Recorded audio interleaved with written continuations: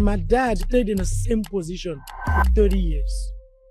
He never went up. He has so many promotion opportunities, but he never took them because he believes in his family. They should not be that big. Your journey to freedom, how did it start? Where are you now on that journey? So people can know what to do. I'm not completely there, but I'm great. And I am much better than who I used to be. Who I used to be, that wasn't me. That was what society created. That was what culture created. And I mentioned earlier, I took healing. Healing in the sense of me getting up and say, no, this is not who I am. I'm not born to be small. I have too much inside of me to remain here. So there was a discontentment inside of me. Now, that's a problem. That's a problem. I had to do life with wickedness and stubbornness to be able to break out of it. How do you mean? You cannot be compliant and become the person you need to be, especially in this society. Compliance is not something you should hold on to. So there's an attempt to culturally make you comply, subdue you. You have to. That's who you were raised to be. How can you be anything that you have never met before? It took me to be out of here to understand that there was a problem.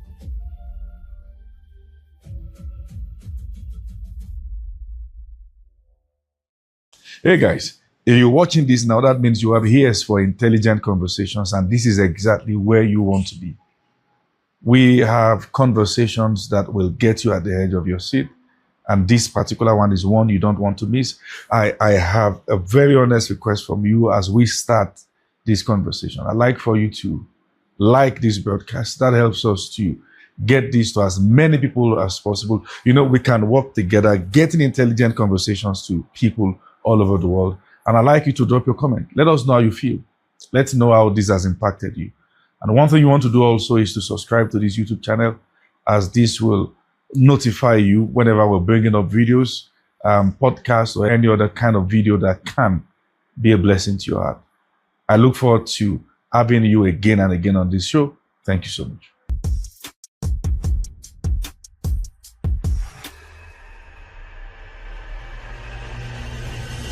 Hey guys, welcome to the Classified Podcast. I mean, this is a very special edition, first edition in the open field. And this is a very necessary edition of the Classified. Here with all my people right now in Togo. We're going to be diving deep into something very serious, something I have seen across different African countries. And I have not been able to lay my hands on it and get the kind of explanation I've gotten to this concept till I started having this conversation with the both of them. And so we're just going to dive straight in. You were sharing with me yesterday about, and the both of you precisely, the effect of the training that an average person has received. Maybe for now, I narrow it down to Togo, then I talk about my experience across different other African countries.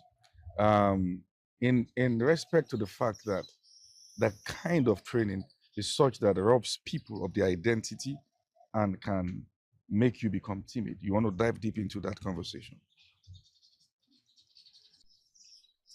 Thank you for that question. This has been a burden for us for a long time.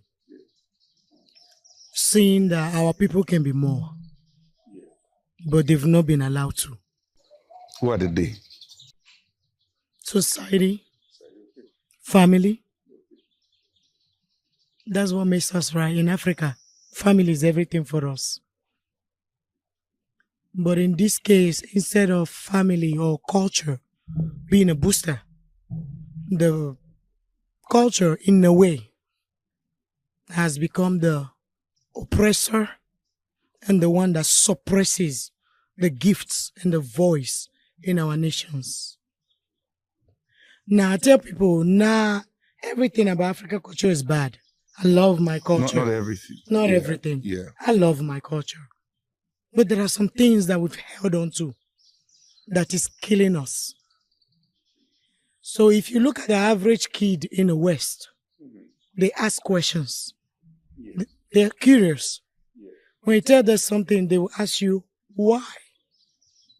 The average African parent will feel threatened and disrespected because the child asks why. And that is because of the way we were raised. We were raised to be quiet. We were raised to say yes. But what we don't realize that every time the child says yes, without questioning your opinion, that child is losing the ability to be analytical in the future. Are you serious? Yes. The child is losing the ability to even question the next person that will come to him or her. And we've seen that, I will call it pandemic in the African nations. So you practically were raised like that. I was apostle. Is there a part of you that can relate what she said? Definitely. I think for me, I didn't realize, I thought first I was born like this. I didn't realize it was how we were raised, because since I was a child, I would be just in the corner reading books. And when was the shift for me? When Apostle, when you talked about we were having a conversation, and you talk about the effect of our culture on education on our kids. Yeah. And I realized that I was doing some things with my daughter. She would be asking questions, and I wouldn't give her the answers. I would just tell her, just do what I said and move on. And she was asking a lot of questions when she was a kid. And I realized that now she is going to be 10 this year. Slowly, she's not asking that much questions anymore.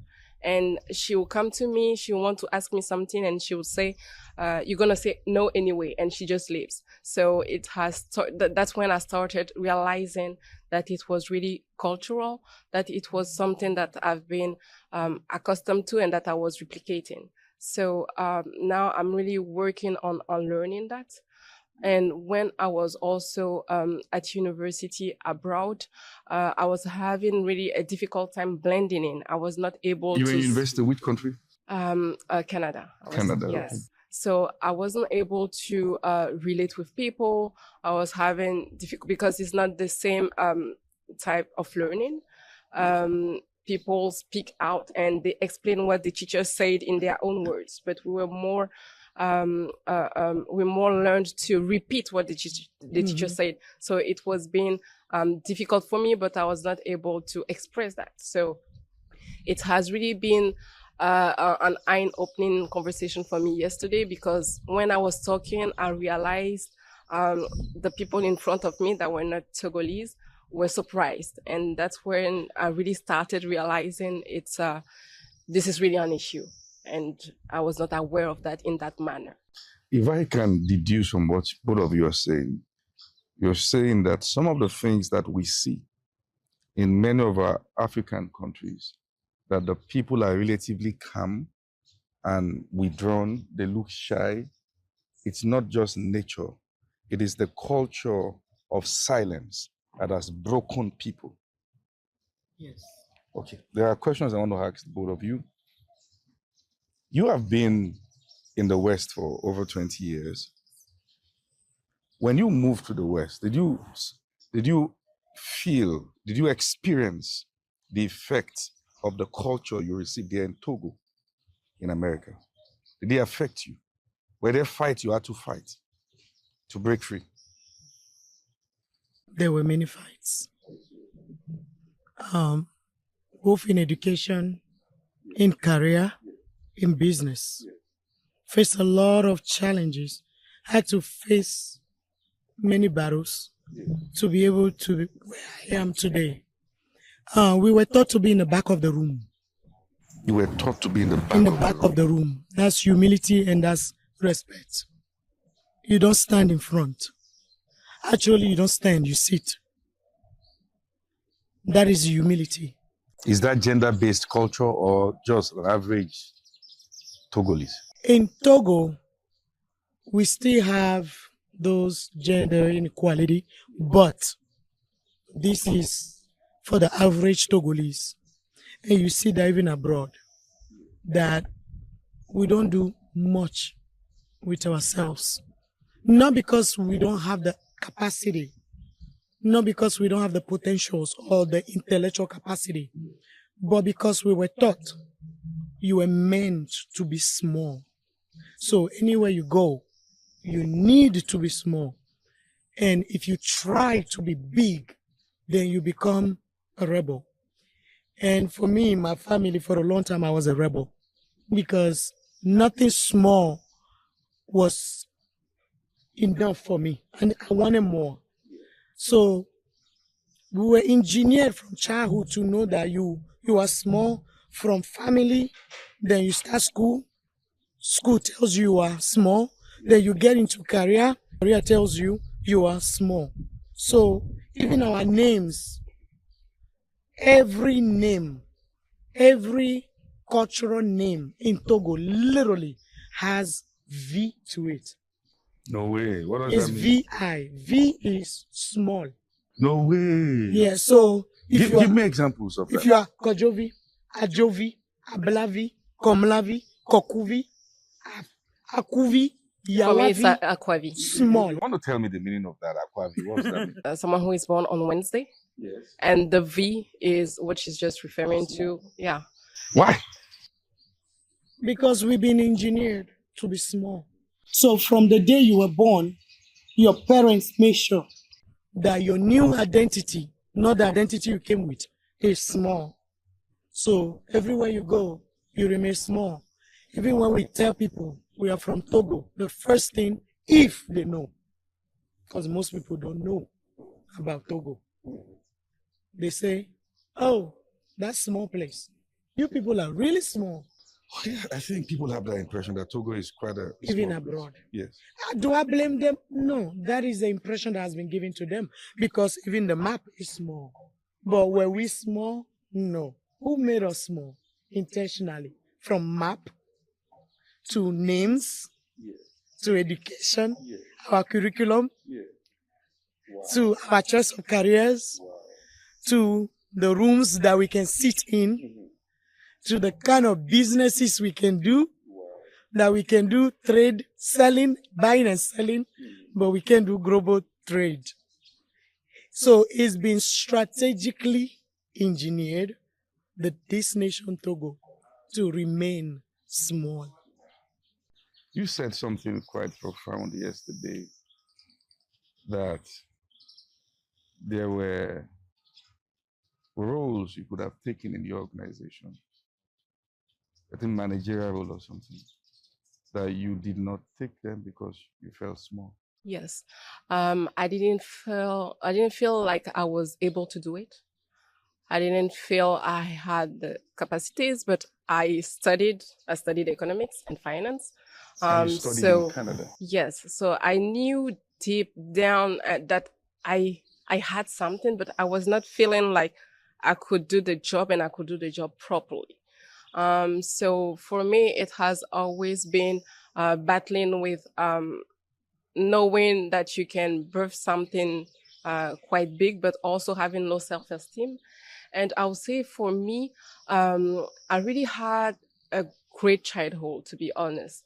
My parents were great with me. There was no time, and I'm the last born, so I had that privilege of having two big brothers and my mother and my dad.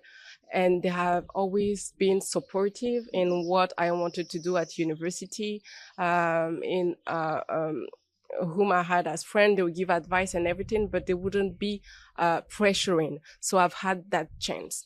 So I feel like what I get from what she's saying is that it has been going on now, that mind engineering for decades. That's why we don't even realize that it is something that is not supposed to be that way. So there were positions where I had to discuss for as long as 2 months before being able to say yes. And even last year, there was supposed to be a recognition in a magazine towards the job that I was doing. And I said no to the person. It was a partner I was working with because I wasn't seeing how I could be talked about in the magazine. So I said no to that opportunity. And before that, that partner was someone I was having frequent conversation with. And after that part, he just vanished. So that means people don't have time to wait for you to be ready. So he had other things to do. So, and that's that partner precisely. He's abroad. He's in Europe. So he had other things to do. So he didn't have time for someone to be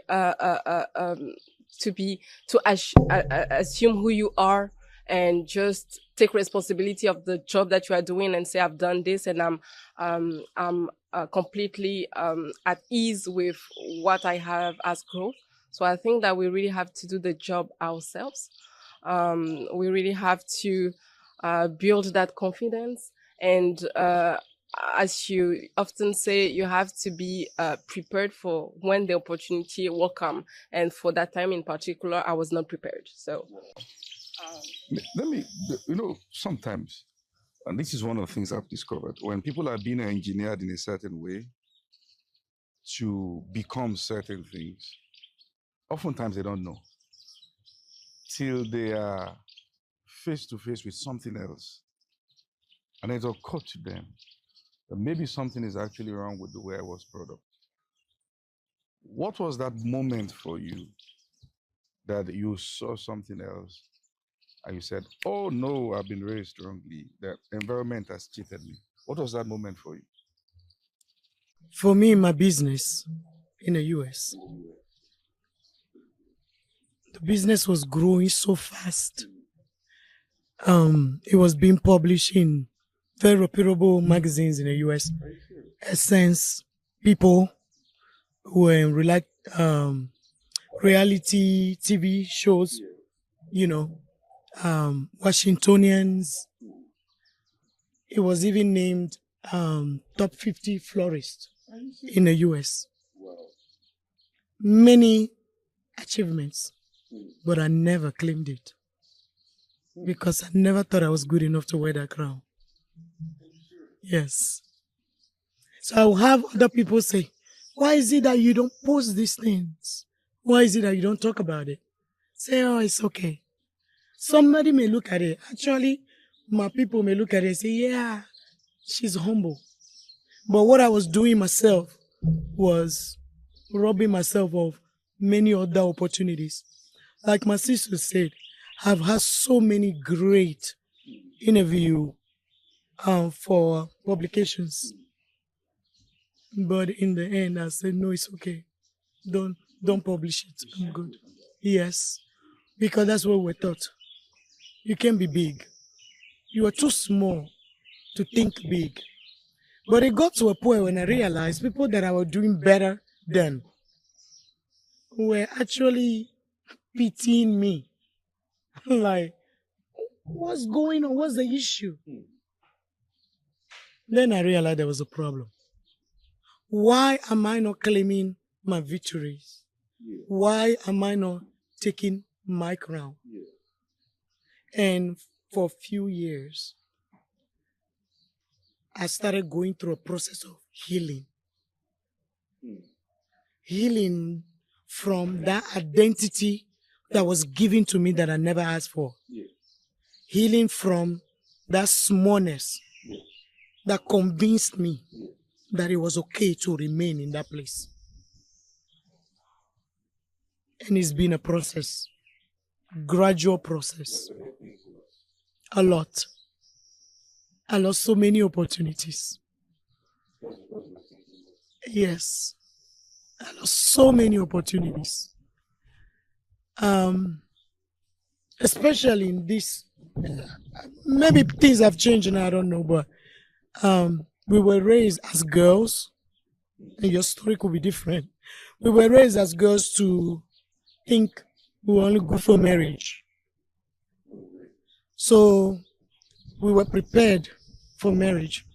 I'm a sibling, one sibling of 7 girls. It was just all about marriage. One day you would just go.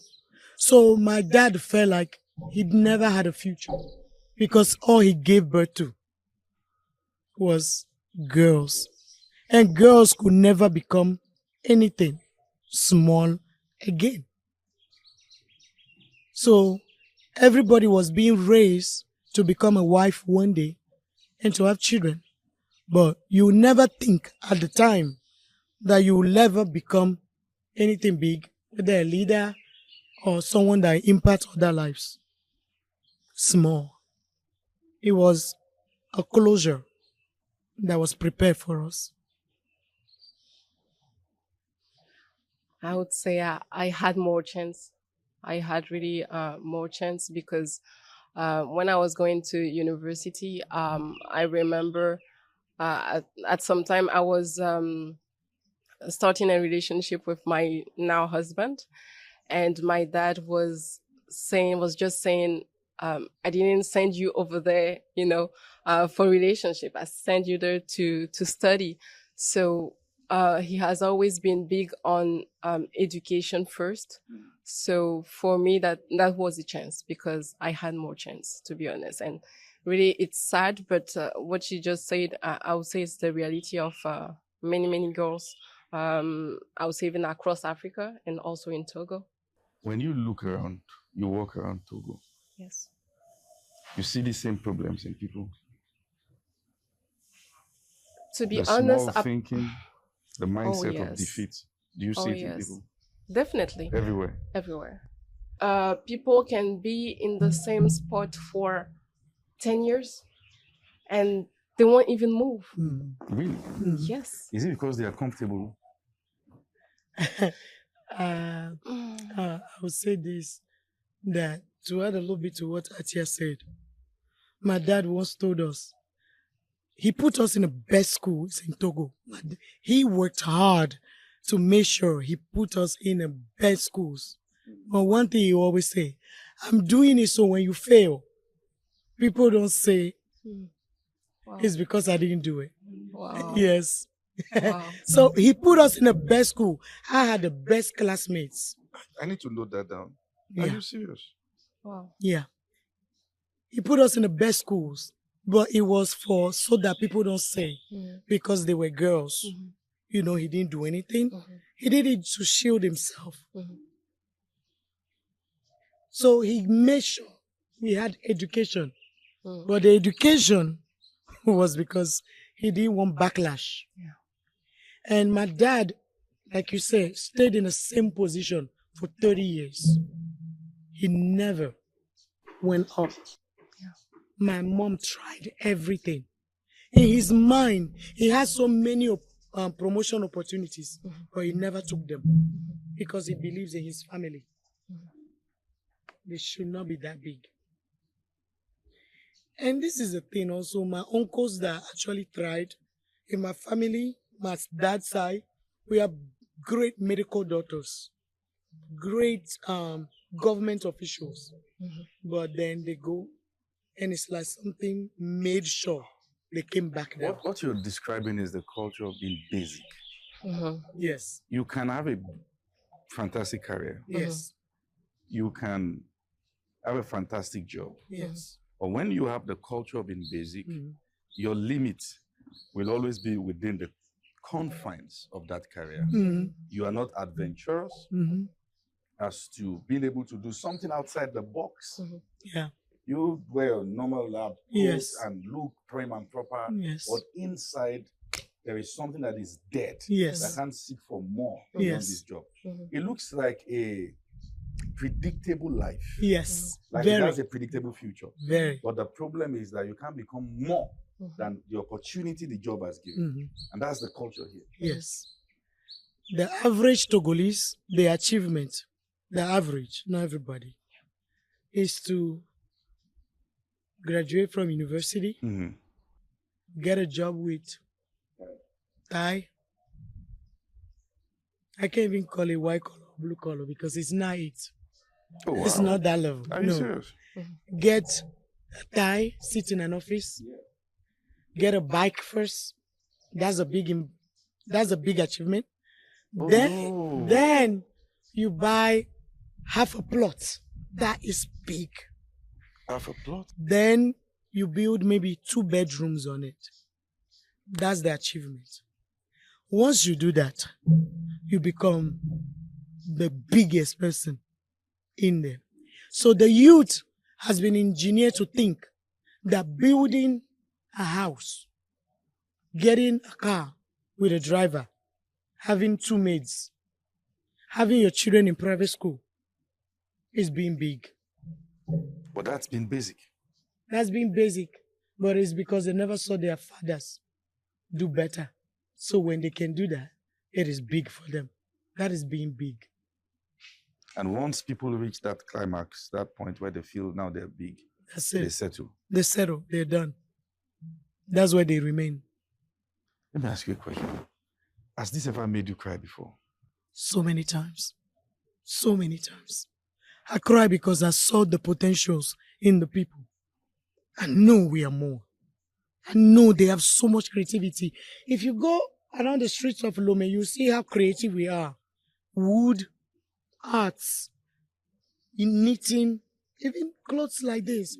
We are very creative. Knitting kete. Togo used to grow cotton. I don't know about now. We used to make things. We are very, in French we say artisanal. Yeah. Very creative people. But this is where they remain. You will come back 30 years to see that same man, young man that you saw, grow old on that same street. Yeah. I want you to do something. Both of you are going to do something. I want you to address the core of this problem. You speak, and I want to do it in the native language. And mix it with French. I want to speak to the core. I want to speak as though every Togolese, born and unborn, is standing right in front of you. And you are addressing the issue and speaking to the depth of their soul, what they should do. Speak the language. You want to go first? I think I'll go in French, and I'll let the EV for you. Pour moi, c'est vraiment ne pas perdre en fait la lumière qu'on a quand on est enfant. Dans le sens où quand on est enfant, on a une lumière en nous, on a de la curiosité, on veut faire des choses, on veut apprendre. Et plus on grandit, plus cette lumière disparaît. Donc en fait, c'est de pouvoir savoir on a le droit en fait de rêver grand. On a le droit de voir ce qui se fait à côté, de vouloir avoir la même chose, ce qui se fait dans d'autres pays à côté de nous. On a le droit de vouloir réaliser de grandes choses. Donc pour moi, c'est vraiment de ne pas perdre cette lumière-là, même quand tout à côté de nous fait sentir petit, nous dit qu'on peut rester vraiment dans ce qu'on connaît, ne pas perdre la lumière et toujours vouloir en fait aller plus loin, de toujours vouloir rêver au-delà même de ce qu'on connaît. Et aujourd'hui, en fait, on a la possibilité, même si tu n'as pas la possibilité de sortir de ton pays, tu peux quand même voir sur Internet. On peut maintenant rêver à travers Internet. Donc, c'est aussi de ne pas juste utiliser en fait Internet pour les réseaux sociaux, mais de pouvoir utiliser Internet pour se documenter et comprendre ce qu'il y a en dehors de notre pays pour comprendre en fait ce qui est possible. Donc, pour moi, ce serait ça. Yeah. Novinye Togoto. Amenywe domini. Et nous soubons les miami, qui me la tena, qui y a pata. Vam miabe, de kokpala midwa. Enyolo, vando lentia. Ewu miabe destin. Miamedo milia. Mila kenyi nuko, mila kenyi wu, nuke menyi fifi. C'est pas parce que minya me vitukio. Mais opportunité, tamnyo mvao. Alors, ne opportunité avacha mi levon. Egambo pola mi be mi a onu vitukui. Van vek bebe mak blona mi. Owu fikole. Olate wonu sugbon. Ma do da nyigba ajibe ava wonu vitukui o. E do da nyigba aji be na va représenter eye. Problème kole Togo kungbo jiwa. Eye ma ou do da be na va ni solution. Na. Donc abi matin va kwa la i campus nemi tokwa mi la wo Davide evo mi awe le mewa awo ole badoko nonu do mi ko mi anyi esron bo mi ajivi ko evo alo mi anandudu mi efa mi ko evo enu sugbon le ejime no ko la tenyi o la te no gouvernement me o la te no media me o la tenyi docteur ga ndekpekpe ko le di o la tenyi me le di ma encourager mi bébé ngba de son mi ajivi ko evo asanu ko evo de kuku enu sugbon le mi ami mi cité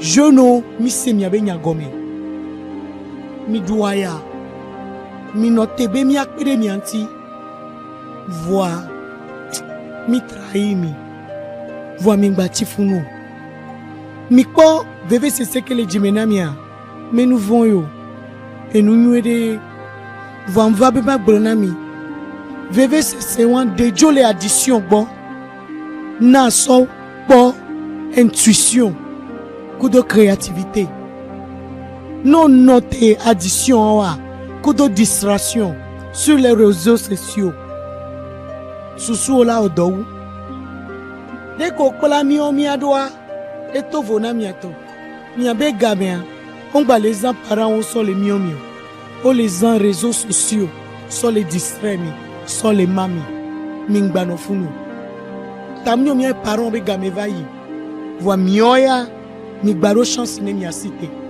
mi ngba no funu mi cité game sou be kekeli ke va mi akponu yemi le compter on est en train de compter sur vous pour avancer la nation du Togo mi cité ne mi awodo. I know you've spoken from your heart. Let's get towards the solution to some of the problems you've mentioned. How did your journey to freedom, how did it start? Where are you now on that journey? So people can know what to do. I'm not completely there, but I'm great. Yeah. And I am much better than who I used to be. Who I used to be, that wasn't me. That was what society created. That was what culture created. And I mentioned earlier, I took healing. Healing in the sense of me getting up and say, no, this is not who I am. I'm not born to be small. I have too much inside of me to remain here. So there was a discontentment inside of me. Now, that's a problem. That's a problem. I had to do life with wickedness and stubbornness to be able to break out of it. How do you mean? You cannot be compliant and become the person you need to be, especially in this society. Compliance is not something you should hold on to. So there's an attempt to culturally make you comply, subdue you. You have to. That's who you were raised to be. How can you be anything that you have never met before? It took me to be out of here to understand that there was a problem. Yeah. And it goes from childhood to adulthood to marriage to every sphere of your life. It took me to be out of here to understand. But again, if all of us have to go out to find our identity, who will be left? That's why we that have gone through the journey, or maybe still going through the journey, but that have broken through, we want to help others break through. And it's not going to be fun. It's not a smooth journey. It is a journey that will even create rejection. Definitely. Rejection. reproach, shame. But this is a sacrifice we are willing to make sure we become who we're supposed to be. Wow. Yes. For me, I thought my journey started 15 years ago. 15 years ago. I thought. You thought it started 15 years ago. I thought because 15 years ago, I realized when I was growing up that you couldn't satisfy everyone because we were always expected to say yes and to please every other people. And I started having issues with people and with family. And at some point, I understood you couldn't please everyone. No matter what you do, there will always be people that you cannot meet their needs. So what I decided from, and that there was also the difficulties of living abroad without your family. So what I decided at that time was that everything now will be about me, about my nuclear family, and about the small group of friends that I had, and then all the rest was not my problem. So I thought that was the way, that's what I mean by I thought that I understood something. But it was just now, and I will say from last year, I'm now understanding that that's not the way, that there needs to be more to it, that's not, my healing process hasn't even started because I didn't even know I had wounds I had to heal from. So I think now for me, it's just starting. And why it's important for me, it's also because of my children, because I don't want them to go through life not knowing there's more to it. So for me, I'm just starting the journey. I'm not even there yet at all. Now, one of the things I understand is that the culture that suppresses people, particularly women, also enables weak men. And you find issues of domestic abuse and all that. Hope that's not something around this part of the world. That's the average life. Yeah. You want to give me a graphical definition or description of what that looks like?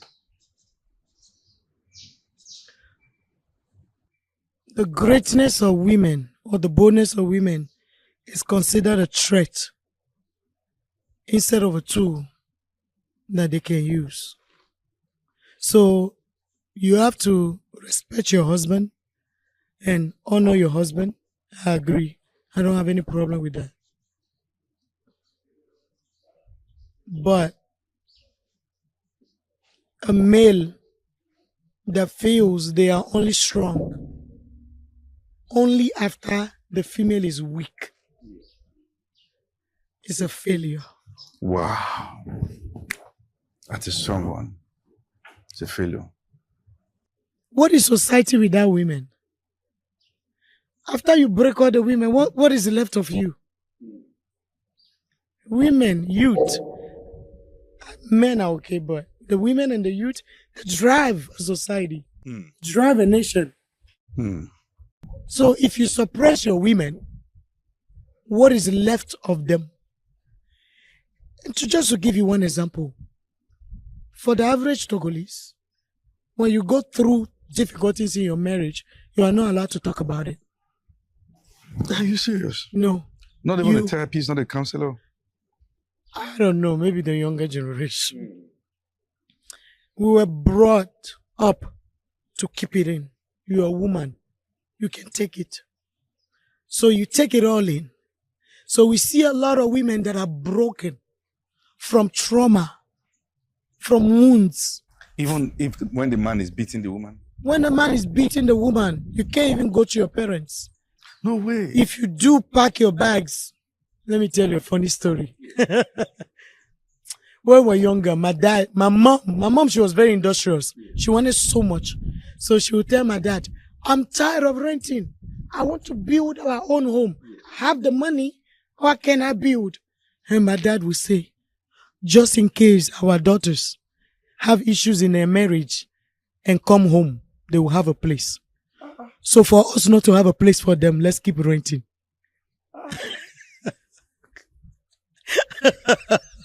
Yes. Let's keep renting so that when they go through issues and violence in their marriage, they don't come back. What should happen to them? You stay. And we've seen many die. We've seen many beaten to death. We've seen many destroyed, sicknesses, blunts, beating every day. But you just, okay, maybe not friends, but family is supposed to be a safe place. But you can't even go back. So most of the people, women you will see in Togo, they're broken. They're traumatized. They're going through it, but they can't talk about it. And something happens when an abuser sees that the girl has nowhere to go back. That's their strength. And that's what happens. I was a victim. That's what happens. You can't run. Where are you going? It's a shame to your family for you to come back. So you stay until it happens. Then we'll say, let's cover it up and tell people another story. But we'll never help you when it comes to that, because we have to protect the name of the family, not your marriage. You're a woman. I've had someone told me one day, you don't enjoy marriage, you endure it. Are you serious? Mm-hmm. Hope that's not in church. Most of the broken women are in church crying every day. So it is in church.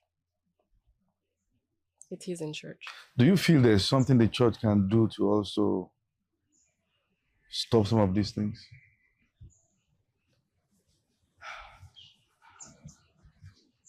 In respect to the way the men are taught, the balance. For me, I think it has to start with educating our boys, because we are too big on educating the girls, learn them how to cook, learn them how to be calm, how to be responsible and everything, and not enough focus on the boys.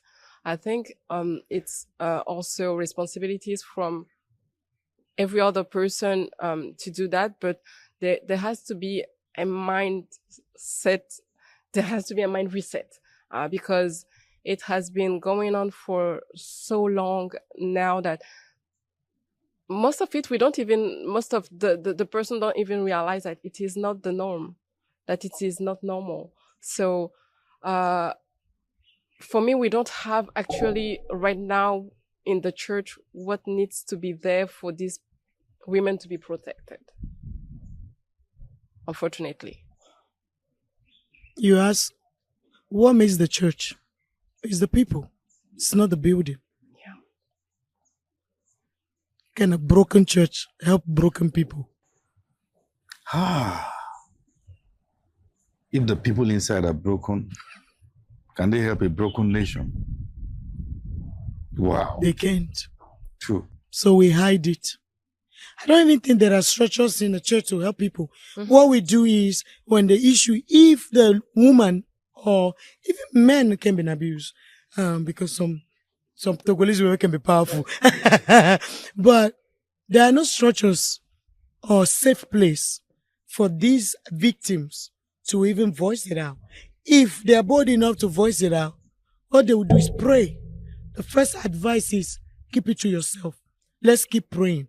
How can someone that is being beaten, abused, be praying when the simple fix is for you to help them fix it or shield them from the trouble, from the violence?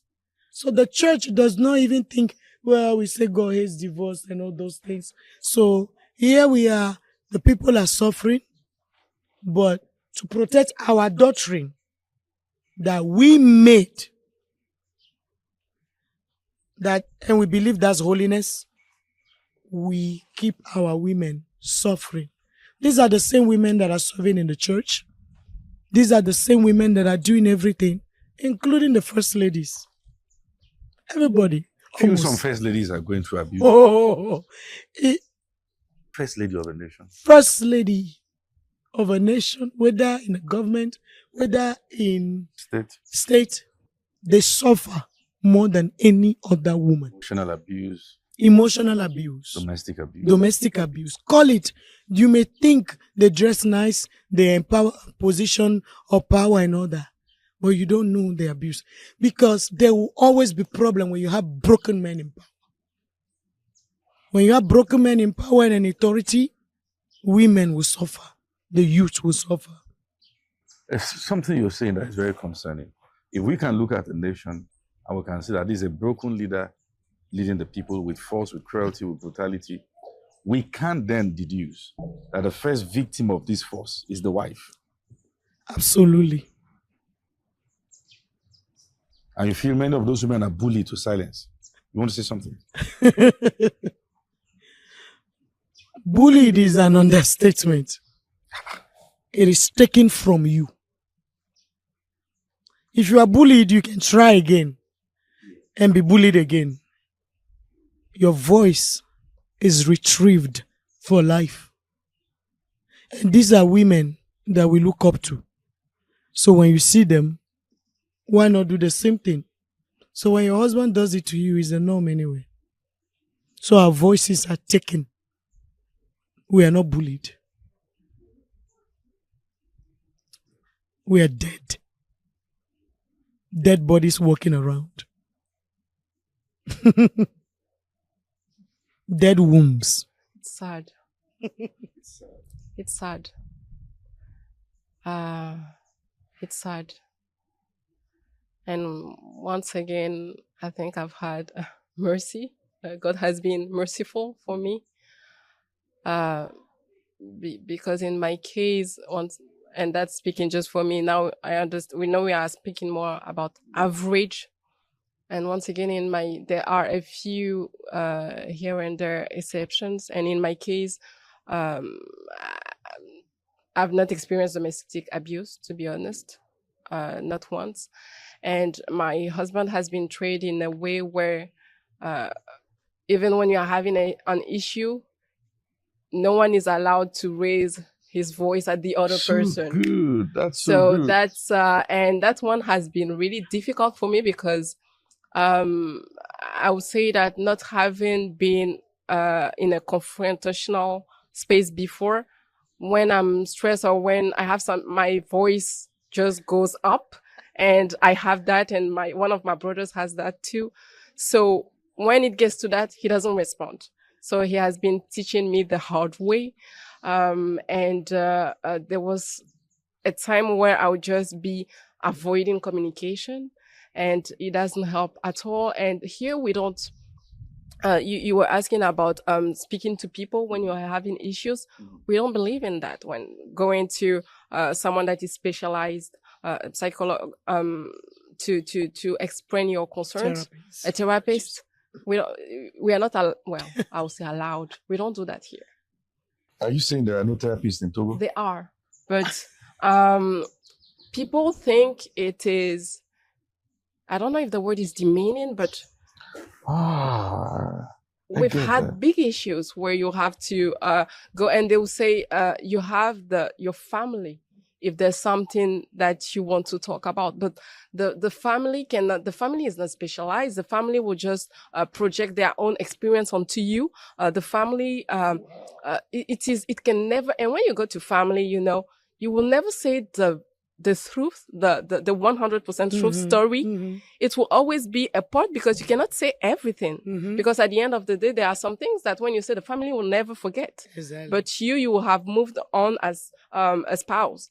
So we don't believe in going to someone to talk as a therapist. We don't do that here. And most of the time when you go to family, the woman is the one that is that most of the time, no matter how bad it is, the woman is to be blamed, because she's supposed to carry the burden and hold the home together. It's true.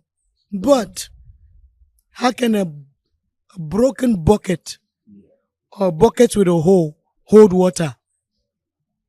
It will leak. And families are leaking. From families to the church. The church is leaking. Once the church is leaking, society is leaking.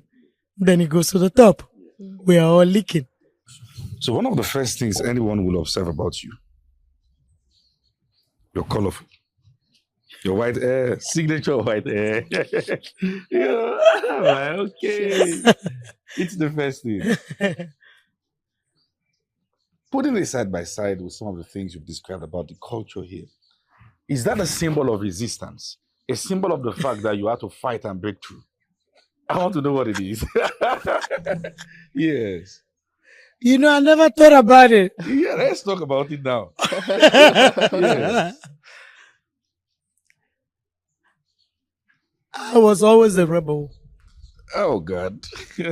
And that, from my voice to my look to the way I appear, everything about it is intentional. Because I intentionally chose not to be put in a box. I don't want to be put in a box of culture. One thing you will notice in Togo, most women dress the same way. Ankara, but it is sold a certain way, even in offices and everywhere, homes. I feel the difference between Togo and North Korea is the fact that you guys can move around. You can say that again. So for me, all the women look the same. I remember when I turned 10, my mother started buying me Ankara to dress like a woman. I was young. Why should I dress like a woman? So we'll always go to the tailor, and instead of sewing what everybody is expected to wear, I'll go to those white people catalog. At the time, it was like Korean catalog. And I'll flip through, I'll find a page, and I'll tear it, and I'll take it to the tailor. And I say, sew mine like this. So Christmas Day, I look different from everybody. And my mom will be so upset. But she grew to the point to understand this one is not normal. And I don't want to be normal. And this look may not be for everybody. But this look is to tell someone you don't have to be who they say you should be. Be you. There is a uniqueness about you. And that uniqueness I carry everywhere. And anywhere I go, they notice me. And I'm not shy anymore. It's not difficult. It's not difficult for me. But I've seen a lot of people that want to look like me now. Wow. Because they see it and it's beautiful. But they wouldn't have thought it. But once they saw it, they're like, okay, then I can be like this. So my whole goal is to make sure not every woman has to look the same. This uniform idea is killing our uniqueness. It's killing our identity. And we need to be ourselves. Wow. Wow, amazing, amazing, amazing. It's been such a brilliant conversation. And one of the things I'm taking from here is that oftentimes when we travel across African nations, there is a conclusion. But these people are calm, easygoing, and all that has to do with being subdued when you look closer.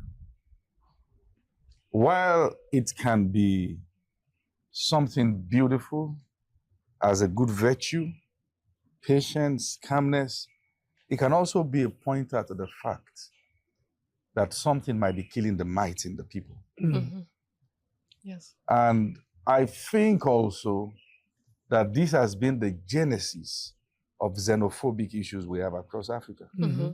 Because other people come, particularly Nigerians, who are not as calm as that. We look for opportunities and we just eat it on the run. Yes. And, you see that happening across different places, and then the resistance is now built against our own people. When, for in fact, we can just learn from each other. Mm-hmm. Here in Togo, you can move almost at any point. There's security. Yes. Same as Ghana. Mm-hmm. Everywhere is safe, which is good. Soon we'll be able to say the same for Nigeria. Soon. We look forward to it. Yes. It will happen. Yeah. It will happen. soon, you know. And I'm so intrigued because I'm speaking to a generation of Togolese that are redefining the norm. We are having this conversation being streamed from all over the world, and the name Togo will be in the mouth of people even as we have this conversation.